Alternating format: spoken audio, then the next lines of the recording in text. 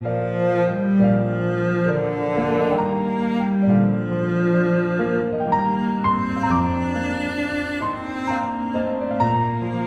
말씀을 강론할 때 성령께서 저와 여러분의 심령을 주장하셔 깨닫게 하시고 확신과 소망이 넘치게 하시기를 원합니다. 오늘 우리는 하나님의 택하신 백성들로 하여금 어떤 방식으로 믿음을 가지게 하시는지, 또는 구원에 이른 그들의 믿음이 어떤 모양으로 나타나는지를 더 살펴보고자 합니다. 오늘 읽은 본문 말씀은 죽은 지 나흘이나 되어 썩어가고 있어서 냄새를 맡지 못할 정도로 아주 심한 부패 상태에 있는 나사로를 그 무덤에서 살려내시는 예수님의 놀라운 권능을 증언하고 있습니다. 이 본문으로 직접 들어가기 전에 이 본문을 보기 위한 성경적 안목을 갖추는 것이 필요하다 여깁니다.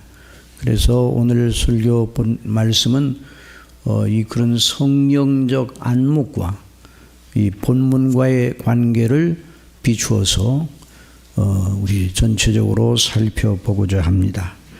그것이 신학적인 이치이기 때문에 어려울 수 있습니다. 그러나 이 이치를 제대로 알지 못하면 성경에 대한 이해가 깊어지지 못합니다. 성경에 대한 바른 이해를 가지기 위해서 그런 신학적인 안목이 필요합니다. 그 신학적인 안목이라고 하는 것은 성령께서 가르쳐 주신 그 교훈의 아주 중요한 요점을 말하는 것입니다. 신학이라는 것은 그냥 사람이 종교적으로 상상해낸 것이 아니라 성령의 가르치심, 곧 성경 말씀을 연구하여 성경 말씀 속에 있는 진리의 체계를 말하는 것이 바로 신학입니다. 그러므로 신학적 안목이라 하면 사람의 생각이 아니라 하나님의 성령의 가르치심을 가리키는 것입니다. 그래서 오늘 그런 안목을 가져야 이 본문 말씀을 통해서 오늘도 우리에게 주시는 그 귀한 은혜를 더 깊게 받을 수가 있습니다. 여러분, 한 사람이 예수님을 믿도록 하시는 성령 하나님의 방식은 무엇입니까? 오늘날 하나님의 말씀, 곧 기록된 말씀을 듣게 하시고 그 들은 것을 믿게 하시는 방식으로 우리가 예수님을 믿습니다. 로마서 10장 17절에 그러므로 믿음은 들음에서 나며 들음은 그리스도의 말씀으로 말미암았느니라. 그리고 베드로전서 1장 23절에 보면은 너희가 거듭난 것은 썩어질 씨로 된 것이 아니요 썩지 아니할 씨로 된 것이니 살아있고 항상 있는 하나님의 말씀으로 되었느니라. 예수님 승천하신 후 오순절에 성령님께서 임하셨습니다. 그 이후 예수님을 믿는 모든 이들은 사도들의 증언인 성경을 따라 예수님을 믿게 되어 있습니다. 그래서 모세와 선지자들을 통해서 증거되고 기록된 구약의 말씀과 또 사도들을 통해서 증거되고 기록된 신약의 말씀을 듣고 그 말씀을 깨닫게 해주시는 성령님의 감동하심 속에서 우리가 예수님을 믿는 믿음을 견지하고 있는 것입니다. 그래서 우리는 그 믿음, 말씀에 입각하여 성령의 감동하심 속에서 항상 그 믿음을, 주님께 대한 믿음을 떨어뜨리지 아니하고 간직하게 되는 것입니다. 우리가 직접 예수님을 뵌 적이 없지만 예수님을 뵌 것과 똑같은 그런 양식으로, 그런 방식으로 예수님을 믿는다, 이렇게 말하면 됩니다. 성령의 인도하심 속에서요. 자, 그런데 예수님 공생의 당시 십자가에 못 박혀 죽으시기 전 예수님의 공생의 기간 동안에 예수님을 배웠고 직접 예수님을 배웠고 믿은 사람들이 있습니다. 자, 그분들의 믿음은 어떻게 해서 생성되었는가? 어떻게 해서 그들이 예수님을 믿게 되었는가? 그들은 예수님을 직접 배웠습니다. 예수님의 말씀을 들었습니다. 그리고 예수님께서 하시는 말씀대로 일어나는 놀라운 일을 실제로 목격을 하였습니다. 여러 권능과 이적들을 보았습니다. 그런 구조 속에서 그들은 예수님이 누구신지를 알아보고 예수님을 믿게 되었다 하는 말입니다. 예수님 십자가에 못 박혀 죽으시기 전 3년 반 동안의 공생의 기간 중에 예수님을 믿게 된 이들은 그렇게 예수님의 말씀과 그 행하시는 일들을 보고 예수님을 믿게 되었다. 그 말입니다. 그러니 우리는 이렇게 말할 수 있어요. 당시 예수님을 구주로 믿은 이들은 예수님의 말씀과 표적을 통하여, 뭐를 통해요? 표적. 말씀과 표적. 한번 따라 합시다. 말씀과 표적. 말씀과 표적을 통하여 예수님이 누구신지를 알아보는 은혜를 받고 예수님을 믿었습니다. 그래서 복음서에서 예수님이 행하시는 각종 권능과 여러 기사와 이적들, 이런 것들을 그냥 단순한 이적, 기적, 기사 뭐 이렇게도 표현하는 적이 있기는 하지만은 이 모든 것들을 다 통틀어서 나타내는 그 용어가 있는데 그 말이 표적이란 말이에요. 표적이라는 말인데, 표적은 눈에 보이지 않는 진실을 눈에 보이는 표시나 흔적으로 증거하는 것이라는 뜻을 가지고 있어요. 눈에 보이지 않아요? 진리가 눈에 보이지 않습니다. 그런데 그것을 믿도록 눈에 보이는 흔적이나 표시나 증표를 가지고 증거하는, 이게 바로 표적입니다. 당시 유대인들에게 가장 큰 이슈가 무엇이었겠습니까? 예수님이 도대체 누구신가? 저 예수라는 그 나사렛에서 온 시골 청년 예수가 대체 누구인가? 이것이 예수님을 믿는 사람이나 믿지 아니하는 모든 사람들에게 하나의 큰 이슈였어요. 자, 물론 그들에게만 그것이 큰 이슈가 된 것이 아니라 그 이후 역사 속에서 예수님이 누구시냐는 문제는 인생 전체에 던져진 최고의 질문입니다. 그 대답 여하에 따라서 그 사람의 영원한 운명이 걸려있는 겁니다. 예수님이 누구시냐? 그 대답을 어떻게 하느냐? 어떻게 그 예수님을 믿고 어떻게 그 예수님을 바라보느냐에 따라서 그 사람의 영원한 운명이 걸려있다는 말입니다. 예수님의 공생의 3년 반 동안 제자들을 학습하신 내용 전체가 바로 그것이었어요. 예수님 자신이 누구신지를 가르치시고 믿게 하시는 일에 집중되어 있었어요. 그래서 예수님의 3년 반 동안의 공생의 기간 동안에 예수님의 학습 전체는 구약 성경을 가르치시고, 그리고 구약 성경이 말하는 그리스도가 누구라고요? 당신 자신임을 증거했어요. 모든 모세와 선지자들은 오실 메시아에 대해서 예언을 하게 하시는 이런 은혜를 받고 성령의 인도하심을 따라서 증거를 했습니다. 그런데 예수님께서는 친히 오셔서 이 성경에, 너희가 성령에서 영생을 얻는 줄 생각하고 성경을 상고하지만 바로 이 성경이 내게 대하여 하는 말이로다. 그러니까 성경을 가지고 예수님 자신이 구주시오 하나님의 아들이심을 증거했습니다.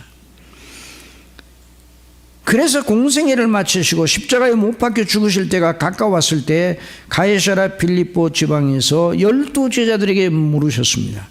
마태복음 16장 13절 이하에 예수께서 빌립보 가이사랴 지방에 이르러 제자들에게 물어 이르시되 사람들이 인자를 누구로 하느냐? 가장 중요한 질문이에요. 이르되 더러는 세례 요한, 더러는 엘리야, 어떤 이는 예레미야 선지자 중에 하나이다. 이르시되 너희는 나를 누구로 하느냐? 시몬 베드로가 대답하여 이르되 주는 그리스도시요 살아계신 하나님의 아들이시니라. 예수께서 대답하여 이르시되 바요나 시몬아 내가 복이 있도다. 이를 내게 알게 하니는 혈육이 아니요 하늘에 계신 내 아버지시니라. 자, 예수님의 일을 똑같이 보고도 대답이 이렇게 두 가지로 갈려졌습니다. 일반 사람들의 대답은, 그리고 베드로의 대답은 약간의 차이를 보이는 것 같지만 사실은 하늘과 땅보다 더 큰 차이를 보이는 것이에요. 일반 사람들이 예수님을 선지자들 중에 하나로 보았다는 그 말은 예수님이 대단한 사람임에는 틀림없지만 여전히 사람일 뿐이다. 사람 이상으로 그들은 예수님을 생각하지 않았어요. 사람 이상으로. 그저 사람일 뿐이다. 놀라운 일을 해서 우리를 깜짝깜짝 놀라게 하기는 하지만 여전히 예수라는 그 사람은 그냥 사람이다. 이런 대답을 하고 있는 거예요. 잘 보아주어 선지자 중에 하나일 뿐이다. 그러나 베드로의 대답은 근본적으로 달랐습니다. 주님은 그리스도, 구약 성경을 통하여 약속된 바로 그분이십니다. 하나님의 성령께서 모세와 선지자들을 통하여 줄기차게 그토록 예언하시던 바로 그분이 당신 주님이십니다. 그리고 당신은 사람이시지만 여전히 살아계신 하나님의 아들, 곧 성부 하나님과 함께 창조주 하나님이십니다. 이 베드로의 신앙 고백, 우리의 신앙 고백이 바로 여기에 있는 것이죠.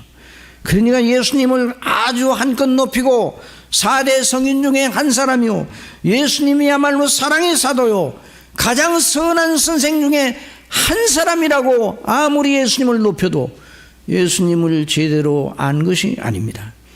우리가 사도 베드로와 똑같이 고백을 하는 거예요. 다 같이 한번 고백합시다. 주는 그리스도시요 살아계신 하나님의 아들이시니다. 이것이 바로 베드로의 고백이요, 가룟 유다를 뺀 다른 제자들의 고백이요, 저와 여러분의 고백인 것입니다.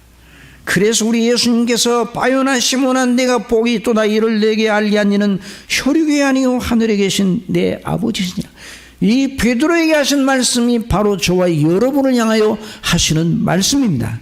또 내가 내게 이루는 이는 베드로라. 내가 이 반석 위에 내 교회를 세우리니 음부의 권세가 이기지 못하리라.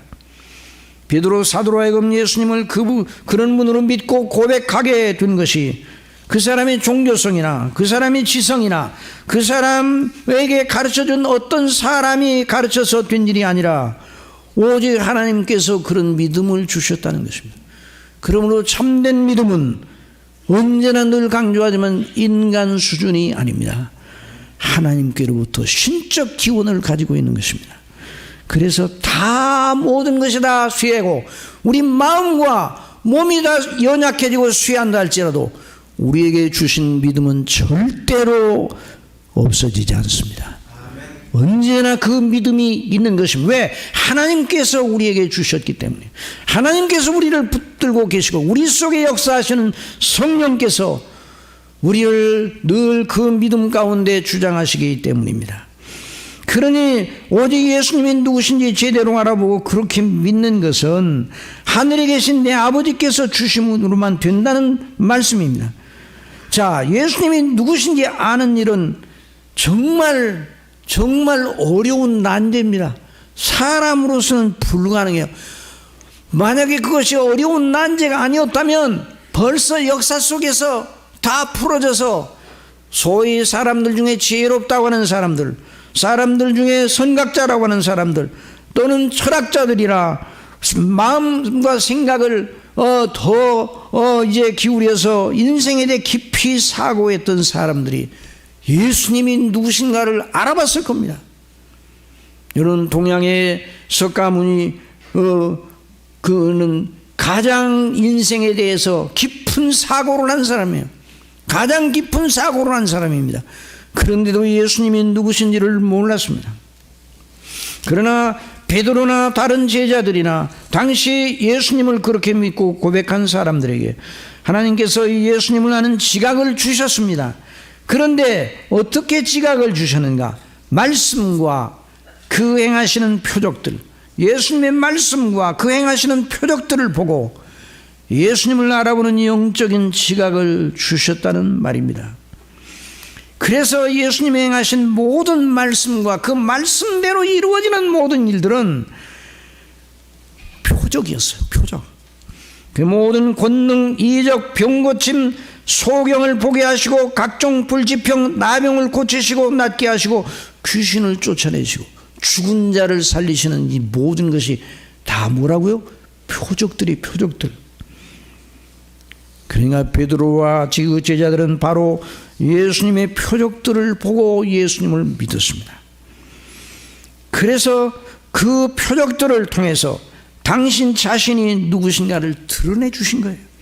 그래서 사도 요한은 가나 혼인잔치에서 물로 포도주가 되게 하신 예수님의 이적을 이렇게 표현하였습니다. 다 같이 한번 읽어봅시다. 예수께서 요한복음 2장 11절 시작. 예수께서 이 첫 표적을 갈릴리 가나에서 행하여 그의 영광을 나타내심에 제자들이 그를 믿으니라. 그래서 예수님은 외형적인 사람의 모양만 갖추신 게 아니라 정말 사람이셨는데 예수님의 모습이 미술가들이 흔히 그리는 식으로 예수님의 얼굴에 광채가 나고 막 버쩍버쩍하고 뭐 그런 모습이 아니었어요. 그 당시에 유대 청년과 다름이 없는 모습, 오히려 그 당시에 그 예수님의 연령대에 있는 사람들보다 더 노쇠해 보였어요. 그래서 내가 50이 못 되어 50도 못 된 내가 아브라함을 보았느냐 이렇게 말한 걸 보면 예수님이 다른 그 당시의 청년, 그 나이 또래의 청년들보다 그 외형적인 얼굴 모습이 연약해 보였다 하는 것을 우리는 짐작하게 됩니다. 그러나 예수님이 말씀하실 때 그 말씀을 따라 나타나는 놀라운 일들이 예수님이 누구신지를 증거했어요. 그래서 물로 포도주를 만드시오 물이 변화의 포도주가 되게 하시는 모습을 본 제자들이 그 영광을 나타내심에 예수님께서 성령대로 오신 그리스도와 하나님의 아들이심을 과시하시니 제자들이 그를 믿었다 이 말이에요. 제자들이 그분이 바로 그리스도시요 살아계신 하나님의 아들이심을 믿었단 말이죠. 곧 하나님이심을 믿었단 말이에요.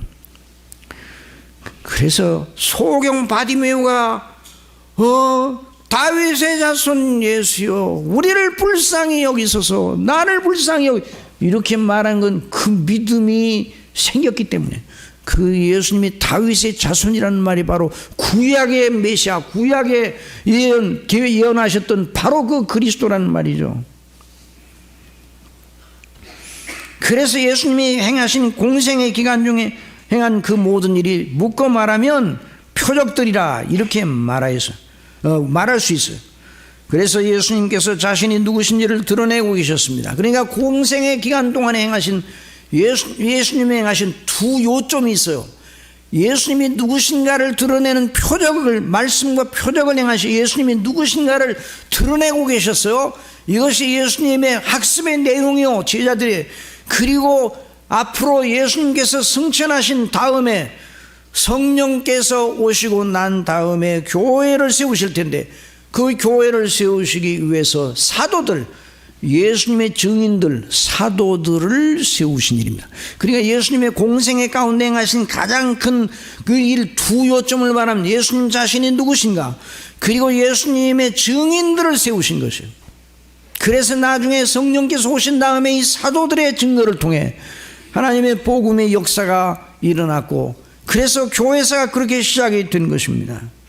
그래서 예수님이 행하신 그 모든 학습의 요점이 거기 있었기 때문에 우리 예수님께서 학습을 총정리하시면서 사람들이 인자를 누구로 하느냐 너희는 나를 누구로 하느냐고 물어보셨던 것입니다. 여러분 다시 한번 말씀드립니다. 바다와 물결을 명하여 잔잔케 하신 일, 물 위로 걸어오신 일, 오병이어로 5,000명을 배불리 먹이시던 일, 소경을 보게 하시고 문둥병을 낫게 하신 일, 죽은 자를 살리신 일, 다 예수님이 하나님의 아들 그리스도이심을 증거하는 표적들이었어요.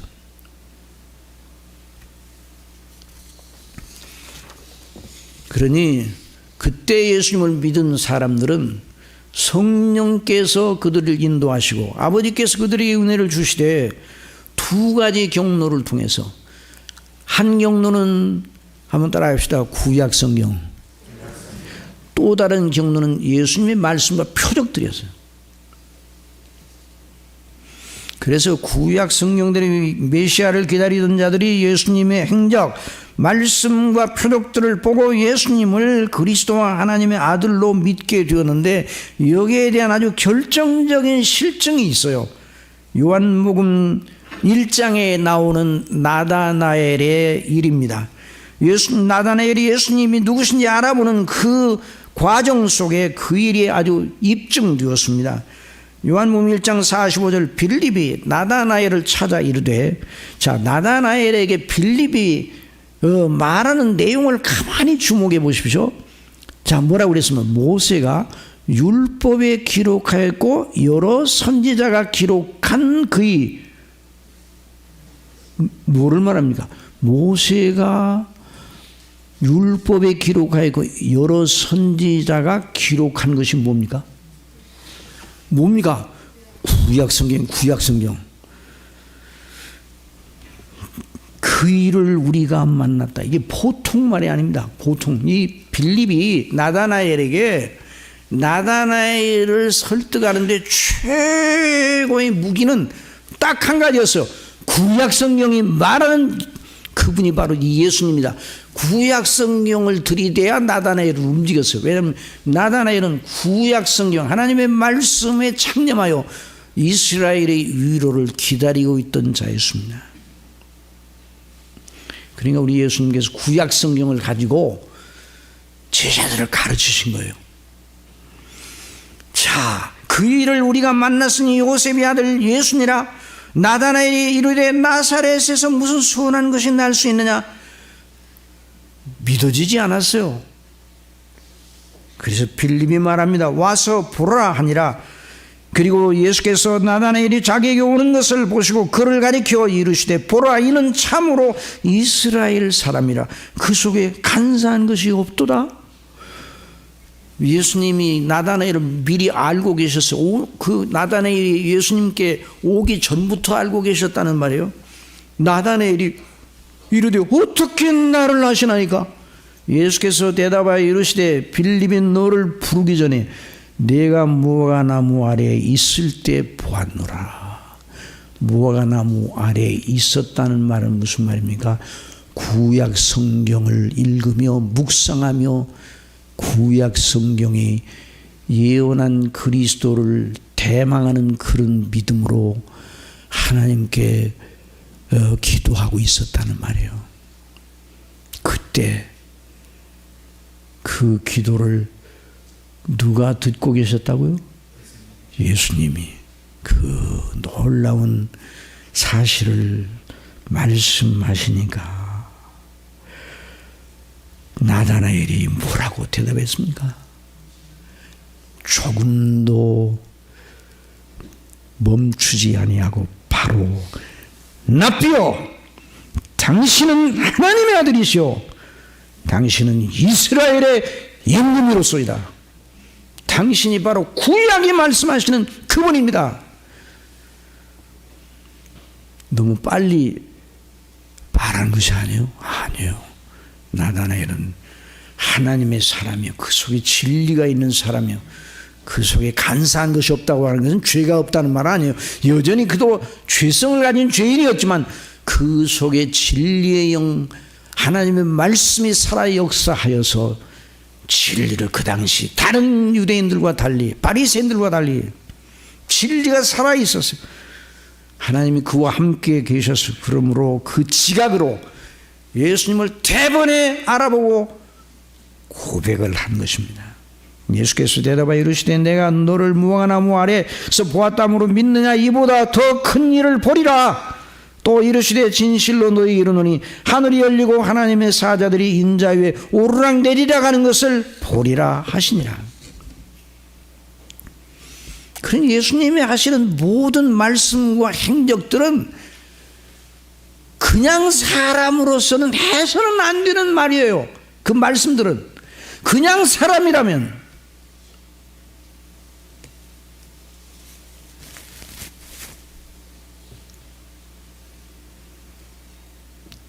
오직 예수님이 그런 분이여 하나님의 아들이시고 구약에 약속한 그분이어야 그런 말씀을 하실 수가 있어요.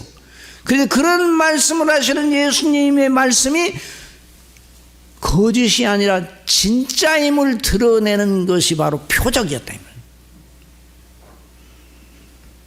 그 표적을 본 유대인들이 다 예수님을 믿었으면 좋은데 그 표적을 보고도 예수님을 믿지 아니하고 어떤 사람들은 예수님이 귀신의 왕 바알세불을 힘입어서 그런 표적을 행한다고 악한 그런 평을 하였습니다. 예수가 아무리 큰 일을 하여도 사람에 불과한데 어찌 자기들을 하나님이라 하는가?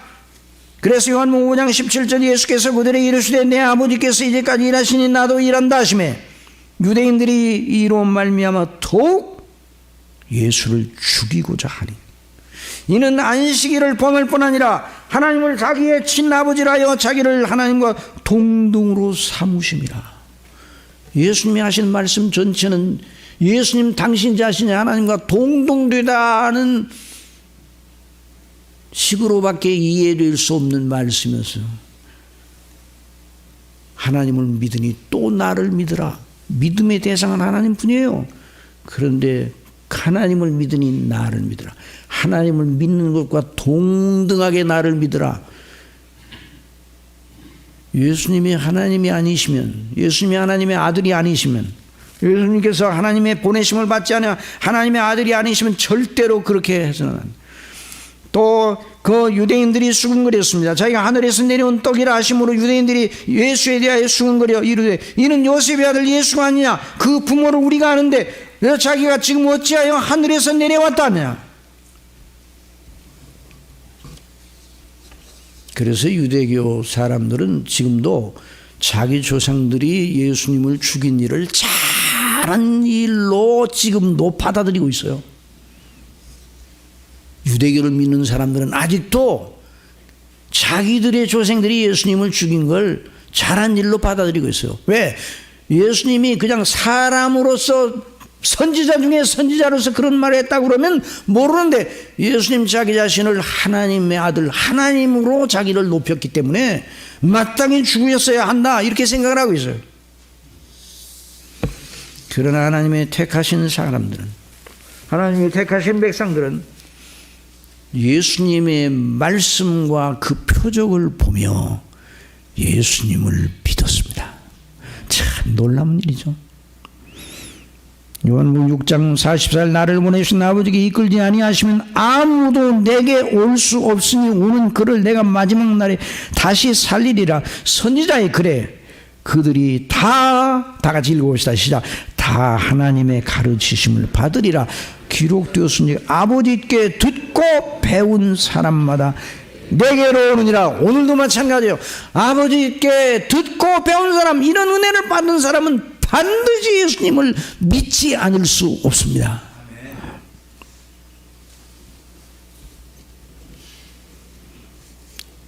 그러나 그걸 믿지 아니하는 사람들은 계속 표적을 요구를 했어요. 다른 표적을 더 달라고. 그래서 이 마태복음 12장 38절에 그때 서기관과 바리새인 몇 사람이 말하되 선생님이여 우리에게 표적 보여주시기를 원하나이다. 많은 표적을 보여주셨어요. 한 가지 표적만 가지고도 이분이 그리스도라는 걸 믿을만 하였어요. 그러나 이들은 다른 표적을 내놓으라고 그랬어요. 내가 자신을 하나님의 아들로 말하면 그걸 보여주는 다른 표적을 내놓으라. 그러니 예수님께서 대답하여 이르시되 악하고 음란한 세대가 표적을 구하나 선지자 요나의 표적밖에는 보일 표적이 없느니라. 요나가 밤낮 사흘 동안 큰 물고기 뱃속에 있었던 같이 인자도 밤낮 사흘 동안 땅속에 있으리라. 심판 때 니느웨 사람들이 일어나 이 세대 사람들을 정죄하려니 이는 그들이 요나의 전도를 듣고 회개하였음이거니와 요나보다 더 큰 이가 여기 있느니라. 예수님이 스스로 자신을 가리켜 여기 있느니라. 그냥 사람이 그런 말을 했다면 최고의 거짓말이 되겠죠. 그러나 예수님의 그 말씀은 거짓말이 아닙니다. 심판때 남방여왕이 일어나 이 세대 사람을 종죄하리니 그가 솔로몬의 지혜로운 말을 들으려고 땅 끝에서 왔음이거니와 솔로몬보다 더 큰 이가 여기 있느니라. 내로라, 내가 바로 그로라. 그래서 우리 예수님께서 최고의 표적, 죽은 자 가운데서 부활하실 것을 말씀해 주셨습니다. 그래서 누가 제게 거듭난 사람의 믿음, 여러분 진짜 구원을 받은 사람인가를 한번 여러분 스스로가 한번 스스로 점검해 보세요. 예수 그리스도께서 죽은 자 가운데서 십자가에 죽으시고 난 다음 제3일에 부활하셨다는 성경의 진리가 그대로 여러분에게 믿어집니까? 그러면 구원받은 사람. 로마서 10장에서 분명히 말씀하죠. 그를 죽은 자 가운데서 살리신 하나님을 믿는 자, 그 사람은 구원을 얻으리라고 말씀해 주셨어요. 오늘의 본문, 이제 본문이 이렇게 이제 들어가서 언제 끝날까 생각하지 마세요. 진도는 저한테 맡기고 때가 되면 끝낼 테니까. 자, 이러한 조명을 가지고야 이 본문에 대한 이해가 제대로 되는 거예요. 오늘 본문은 바로 그 최고의 표적인 예수님 자신의 부활, 요나의 표적이라고 말씀하신 예수님의 자신의 부활, 그 부활을 실증하여 주신 공생의 마지막 표적이었어요. 공생의 기간 중에 보여준 여러 표적들 중에 부활의 놀라운 일을 예표하는 표적 중에 표적이었어요. 죽은 지 나흘이 되어 썩은 냄새가 코를 찌르는 나사로를 죽은 자 가운데서 살리셨습니다. 이 표적을 위하여 예수님께서는 일부러 나사로가 병들어 죽기를 기다리셨어요. 앞뒤 문맥을 보면 나사로가 병들었다는 소식을 듣고 우리 예수님이 죽을 병이 아니라 그랬어요. 나사로가 잠들었다, 죽은 것을 잠들었다 그랬죠. 그러니까 도마가 그럼 깨우러 갑시다 그랬어. 저가 죽었느니라. 그리고 죽은 지 나흘 만에 그 무덤에 당도하셨습니다. 그리고 나사로의 누이 마르다 앞에서 예수님께서 말씀하셨어요. 예수께서 이르시되 네 오라비가 다시 살아나리라. 마르다가 이르되 마지막 날 부활 때는 다시 살아날 줄을 내가 아나이다. 예수께서 이르시되 나는 부활이요 생명이니 나를 믿는 자는 죽어도 살겠고 무릇 살아서 나를 믿는 자는 영원히 죽지 아니하니 이것을 네가 믿느냐. 그런 다음에 우리 예수님께서 나사로의 무덤에 가셨습니다. 그리고 죄와 사망의 굴레 아래에 있는 인생의 비참을 보시며 우셔서 눈물을 흘리시더라. 그래서 비통해 하셨습니다. 예수께서 이르시되 그를 어디 두었느냐. 이르되 주여 와서 보옵소서 하니 예수께서 눈물을 흘리시더라. 또 38절에 보면 이에 예수께서 다시 속으로 비통히 여기시며 무덤에 가시니 무덤이 굴이라 돌로 막았거늘 예수께서 이르시되 돌을 옮겨 놓으라 하시니 그 죽은 자의 누이 마르다가 이르되 주여 죽은 지가 나흘이 되었으며 벌써 냄새가 나나이다. 예수께서 이르시되 내 말이 내가 믿으면 하나님의 영광을 보리라 하지 아니하였느냐 하시니 돌을 옮겨 놓으니 예수께서 눈을 들어 우러러보시고 이르시되 아버지여 내 말을 들으시는 것을 감사하나이다. 자, 우리 예수님은 표적을 나타내실 때 당신 자신을 드러내시기도 하셨지만 당신 자신이 아버지께 보내심을 받은 자라는, 그래서 늘 아버지의 이름을 높이셨어요. 이 자리에서도 항상 내 말을 들으시는 줄을 내가 알았나이다. 그러나 이 말씀 없는 건 둘러선 무리를 위함이니 곧 아버지께서 나를 보내신 것을 그들로 믿게 하려 함이니라. 표적을 행하시겠다. 이 말씀을 하시고 큰 소리로 나사로야 나오너라. 그러니 죽은 자가 수족을 배로 동인 채로 나오는데 얼굴에 수건이 쌓였더라. 예수께서 이르시되 풀어놓아 다니게 하라 하시니라. 놀라운 일 아니에요? 이 표적으로 예수님이 말씀하신, 지금까지 공생의 기간 동안에 하신 모든 말씀이 진실임을 다시 한번 확인해 주셨어요. 예수께서 이르시되 나는 부활이요 생명이니 나를 믿는 자는 죽어도 살겠고 무릇 살아서 나를 믿는 자는 영원히 죽지 아니하리니 이것을 네가 믿느냐. 이걸 실증해 주셨죠. 실증. 이 말씀을. 그러므로 이 나사로의 사건은 두 가지 큰 요점을 우리에게 증거하고 있습니다. 첫째는 이 표적은 예수님께서 친히 죽으셨다가 장사 지낸 바 된 지 제3일에 살아나야 하실 것을 보여주신 계시의 사건이었어요. 여러분, 십자가 밑에서 사람들이 소리쳤어요. 만일 내가 유대인의 왕이면, 내가 구준하면 스스로 너 자신을 구원해보라. 십자가에 달린 한 강도는 내가 하나님의 아들이어든 내 자신을 구원하라. 자신도 구원하지 못하면서 무슨 내가 하나님의 아들이고 구주라고. 예수님의 십자가의 장면은 사람의 보기에 힘없이 잡혀 죽어 처참하게 죽으시는 예수님의 모습인데요, 그 모습은 공생의 기간 동안에 하신 모든 말씀, 표적 전체를 한꺼번에 뒤집어 버리는, 이제까지 행한 모든 일을 다 부인하는 것 같은 그런 일이었습니다. 그래서 예수님의 십자가에 못 박혀 죽으시던 모습을 보던 제자들이 예수님께 대한 사랑은 가지고 있는데, 그래서 제임스 몽고머리 목사님이라고 유명한, 우리 개혁주의 유명한 설교자 중에 한 분이었는데, 지금은 하늘나라에 가신 분인데, 그분이 그랬어요.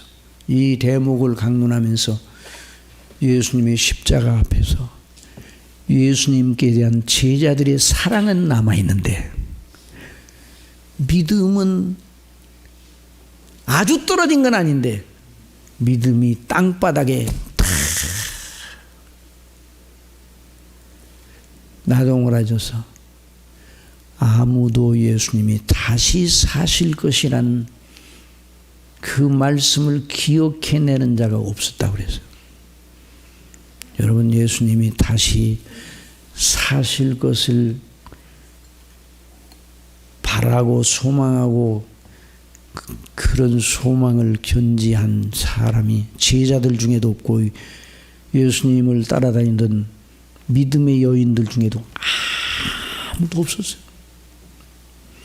예수님의 십자가에 못 박혀 힘없이 물과 피를 다 쏟으시고 완전 무결하게 죽으시는 모습을 보고, 그래서 엠마오로 가는 제자들이 우리가 그가 이스라엘을 구속할 자라고 바랐지만 죽었어 끝났어 라는 생각을 가지고 낙향을 하고 있었어요.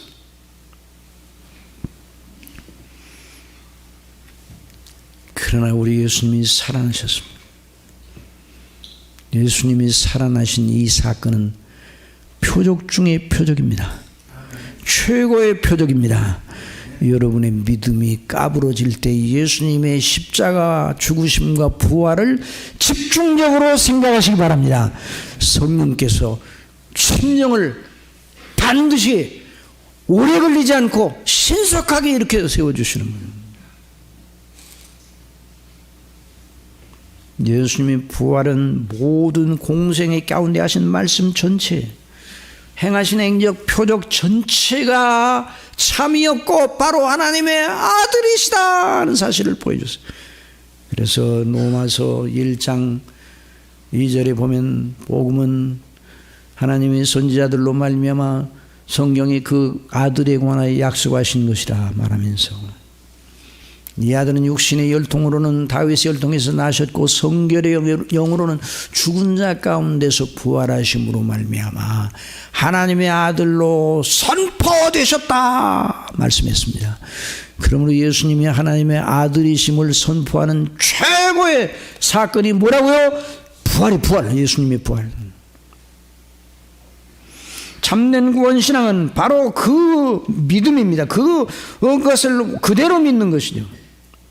자기를 위하여 십자가에 죽으시고 다시 사셨다는 걸 확신하는 그런 믿음이 구원신앙입니다. 여기 나사로의 사건이 보여주는 두 번째 요점은 무엇인가? 나사로를 살리신 표적은 마지막 날 우리 예수님이 오실 때 죽었던 모든 자들이 몸을 입고 다시 살아날 것을 보여주는 표적 중의 표적이었습니다. 무덤 속에서 썩어 흙이 되어버린 모든 이들이 다시 새 몸을 입고 그리스도 앞에 나타나실 것에 대한 계시와 표적이었다는 말입니다. 요한복음 5장 24절 내가 진실로 너에게 이르노니 내 말을 듣고 또 나 보내신 이를 믿는 자는 영생을 얻고 심판에 이르지 아니하나니 사망에서 생명으로 옮겼느니라. 다같이 25절 시작. 진실로 너에게 이르노니 죽은 자들이 하나님의 아들의 음성을 들을 때가 오나니 곧 이때라. 듣는 자는 살아나리라. 이를 놀랍게 여기지 말라. 무덤 속에 있는 자가 다 그의 음성을 들을 때가 오나니 선한 일을 행한 자는 생명의 부활로 악한 일을 행한 자는 심판의 부활로 나오리라.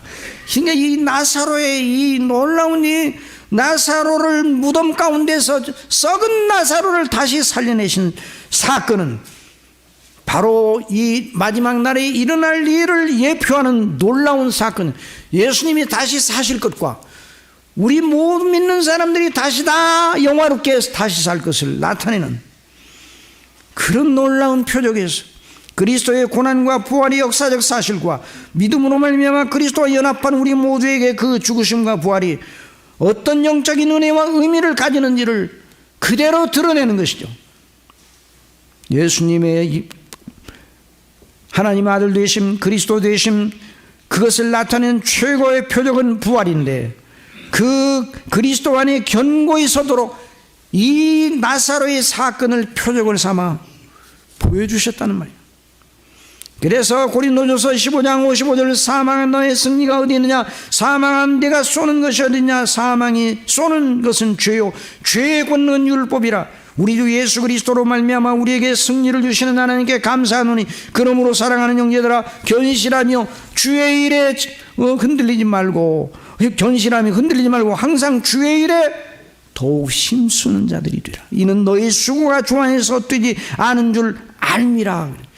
그러므로 사랑하시는 성도들은 참된 구원신앙은 성경에 기록된 예수님의 표적들을 보고 표적 중에 표적인 부활의 사건을 보고 오늘 본문에 있는 나사로의 이 표적 같은 이런 표적을 보고 과연 성경대로 예수님이 그리스도시요 하나님의 아들이심을 믿는 신앙입니다. 한번 따라합시다. 표적을 따라 그리스도에 대한 확신을 하는 사람, 이 사람이 구원받은 사람입니다. 마귀는 19세기 말엽과 20세기 초엽에 과학주의를 내세워 자유주의 신학자들을 길러냈습니다. 마귀가. 여러분, 마귀도 사람을 길러낸다는 걸 알아야 돼요. 자유주의 신학자들을 길러내가지고 서구교회를 공격을 하는데 사람들로 하여금 성경의 표적들을 역사적 사실들로 믿지 못하게 하려고 애를 썼어요. 성경의 표적들이 진짜 일어난 일이 아니라 이 말이에요. 신화다, 신화. 각 나라마다 신화가 있잖아요. 우리나라도 이 단군 신화가 있잖아요. 단군 신화가 역사적인 사실입니까? 신화입니까? 그 역사적인 사실을 믿으면 안 돼요. 그럼 우리는 다 고음의 후손들이더라고요. 신화의 신화. 그래서 성경에 나오는 이 모든 예수님이 행하신 모든 그 표적들, 이적들도 진짜 있었던 일이 아니라 신화다. 그래서 신화의 옷을 벗겨야 성경을 제대로 해석한다고 그래요. 이걸 비신화 운동이라고 했어요. 이게 불투만 가수들. 이 마귀가 키운 종들이에요. 그래서 서국교회가 하나님의 견고한 말씀에 견고히 서 있지 못하는 서국교회가 마귀의 불화살을 받고 얼마나 처참하게 무너졌는지 몰라요. 무너졌는지요. 그래서 지금도 서국교회가 힘을 못 쓰고 있어요.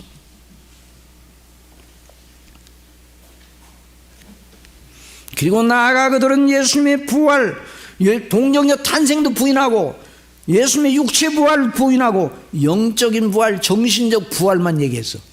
여러분 누가 그런 설교를 하거든 저 가짜다 그렇게 생각하시 바랍니다. 역사적인 사실을 인정하지 않고 몸의 부활, 예수님이 실제로 죽었던 자가 다시 살아나던 몸의 부활을 말하는 게 아니라 영적인 부활을 말한다 그러면 그건 하나님의 종이 아닙니다. 사랑하시는 성도 여러분, 성경에 기록된 모든 이적들, 구약 성경에서 신약 성경 전체에 기록된 모든 이적들은 표적입니다. 하나님이 살아계심을 보여주는 표적이요, 예수님이 구주시라는 표적이요, 예수님이 행하신 모든 일이 성령대로를 보여주는 표적인 것입니다. 그러므로 그 표적들을 우리가 직접 목격한 것은 아니지만 목격한 사람들보다 더 그 예수님의 표적을 바르게 해석하는 은혜를 우리가 받았어요. 그래서 예수님이 십자가에 못 박혀 죽으심과 예수님의 부활하심을 제대로 이해하는 사람, 사랑하시는 성도 여러분, 제가 묻겠습니다. 예수님이 이 땅에 병 고치러 오셨습니까? 예수님이 많은 병을 고치셨습니다. 예수님이 병 고치러 오셨습니까? 대답은 안 하죠. 예수님이 병 고치러 오신 게 아니에요. 병 고치심을 통해 표적을 보여주신 거예요. 아시겠어요? 예수님이 이적을 행하러 오셨습니까?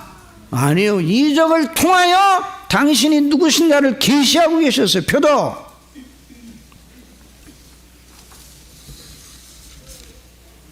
그러므로 사랑하시는 성도 여러분, 성경에 기록된 모든 표적들이 오늘날도 믿고 소원하면 오늘날도 일어날 수 있다, 이렇게 생각하면 옳습니까? 그럽니까? 옳아요? 글라요? OX, O예요? X예요? 오늘도 성경에 나타난 이 표적들이 오늘도 믿고 우리가 구하면 일어날 수 있다는 걸 보여주는 모델이에요? 모델이 아니에요? 모델이 아니에요. 그건 하나님의 살아계심과 예수님의 구주되심을 나타낸 표적들이에요. 그러므로 우리는 더 이상 다른 표적을, 예수님을 믿기 위해 다른 표적을 구하지 말아야 됩니다. 우리는 우리 주 예수 그리스도의 십자가에 못 박히심과 예수 그리스도의 다시 사심, 그것을 견고하게 붙잡고 있어야 됩니다. 처음 예수님을 그 공생의 기간 동안에 보았던 자들이 표적들을 보고 예수님을 믿었어요. 오늘 우리는 성경을 통해 그 표적들을 배웁니다. 저나 여러분이나 마찬가지예요. 저도 처음 예수님을 믿고 이렇게 성경을 배우기 시작할 때 성령께서 제 심령 속에 참 기쁨으로 어떤 한 단계로 올라가지 못하고 바닥바닥하고 있는 그런 믿음의 단계에 있을 때 쉬프트 푹떡 이렇게 세워주는 때가 있었는데, 제 모교회 나람제일교회 사교회가 있었는데 그 사경회원 강사 목사님이 낮 공부를 통해서 예수님이 행하신 이적들이 표적이다 하는 걸 가르쳐 주시면서 예수님이 바다와 바람과 바다를 명하여 잔잔케 하신 건 예수님이 하나님의 아들이시오 하나님이시기 때문이라는 것을 증거하는데, 제 마음이 뜨거워졌어요. 그렇구나. 그러니 성경이 팍 열려지게 되더라고요. 그러니까 성경에 나오는 표적 기사들이 오늘도 우리에게 그리스도가 바로 하나님의 아들이시라는 것을 보여주는 거예요. 그래서 우리는 다른 표적을 구하지 말고 성경에 기록된 표적을 우리 눈으로 직접 본 것보다 더 귀하게 여기고 그 표적을 보고 예수님을 믿어야 돼요. 그래서 그런데도 유대인들은 다른 표적을 구했어요. 그래서 고린도전서 1장 22절 유대인은 표적을 구하고 헬라인은 지혜를 찾으나 우리는 십자가에 못 박힌 그리스도를 전하니 유대인에게는 꺼리끼는 것이요 이방인은 미련한 것이 되고 오직 부르심을 받은 자들의 유대인이나 헬라인이나 그리스도는 하나님의 능력이요 하나님의 지혜니라. 그러니 예수님이 행하신 모든 표적, 이 나사로의 사건은 예수님의 입에서 나온 창조적 명령과 같았어요. 그래서 믿음이 연약해질 때 예수님의 표적을 읽으시기 바랍니다. 요한이 믿음이 약해질 때 사람들을 예수님께 보냈습니다. 요한이 그 제자들 중 둘을 불러 보내어 이르되 오실 그이가 당신이 오니까 우리가 다른 일을 기다리오랴 하며 그들이 예수께 나와 이르되 세례 요한이 우리를 보내어 당신께 여쭤보라고 하기를 오실 그이가 당신이 오니까 우리가 다른 일을 기다리오리까 하더이다 하니 마침 그때 예수께서 질병과 고통과 및 악귀 들린 자를 많이 고치시며 표적을 행하고 계시다.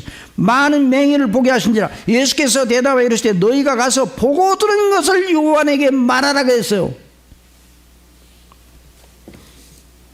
맹인이 보며 못 걷는 사람이 걸으며 나병은 깨끗함을 받으며 귀먹은 사람이 들으며 죽은 자가 살아나며 가난한 자에게 복음이 전파된다 하라. 그것만 가서 얘기하라고 해요.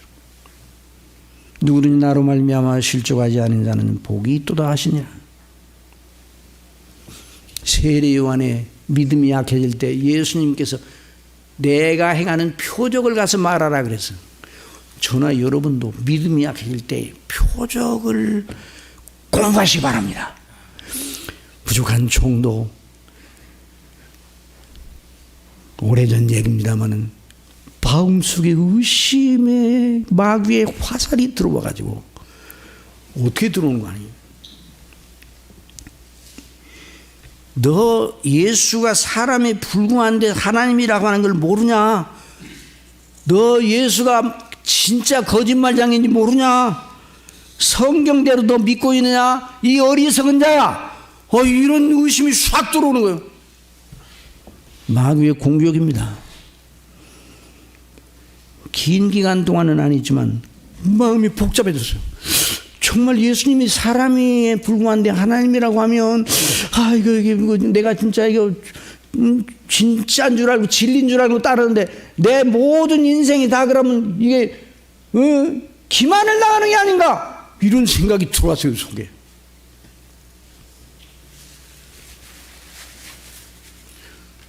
마귀의 최고의 불화살 날리는 대상 중에 최고의 표적, 관역은 뭔 줄 아십니까? 목사를 무너뜨리는 겁니다. 설교자를 무너뜨리는 겁니다. 그러니 여러분들이 설교자를 위해서 계속 기도하셔야 됩니다. 여러분이 기도할 때 꼭 빼놓지 말아야 되는 건 설교자 목사님을 위해서 기도하시는 겁니다. 그럴 때 성령 충만한 가운데 이겨낼 수 있는 마음이 복잡해졌어요. 그런데 성령께서 저를 붙잡아 주셨습니다. 바로 나사로를 살려내신 이 놀라운 본문의 일을 기억하게 해주셨어요. 여러분, 나사로가 썩어가고 있었다는 건 나사로의 몸이 뭡니까? 흙이에요. 흙. 뭐라고요? 흙. 나사로의 몸이 흙이에요. 저와 여러분의 몸도 흙이지만 우리 속에 영혼이 있으니까 좀 살아있는 거예요. 죽으면 바로 흙이 되는 거예요. 그날로. 썩은 다음에 흙이 되는 게 아니에요. 흙의 영역으로 즉시로 흘리게 되는 거예요. 그런데 그를 다시 살려내셨다 하는 이 일은 창조주만 하실 수 있는 일이에요. 흙으로 사람을 지으시고 그 코에 생기를 불어넣으시던 하나님의 창조의 역사가 바로 나사로의 일을 통해서 다시 일어난 겁니다. 이 생각이 들어오더라고요. 그래서 마귀를 물리치게 하나님께서 역사하셨습니다. 사랑하시는 성도 여러분, 그렇습니다. 흙 속으로 그 영혼을 불어 다시 주입하시는 그 나사로의 죽은 영혼을 불러서 명하여 들어가라. 그 몸속으로 들어가니까 다시 살아났어요. 이게 바로 무덤, 저와 여러분의 무덤에서 일어날 일임을 믿으시기 바랍니다. 저와 여러분의 몸이 다 흙이 되어버렸어.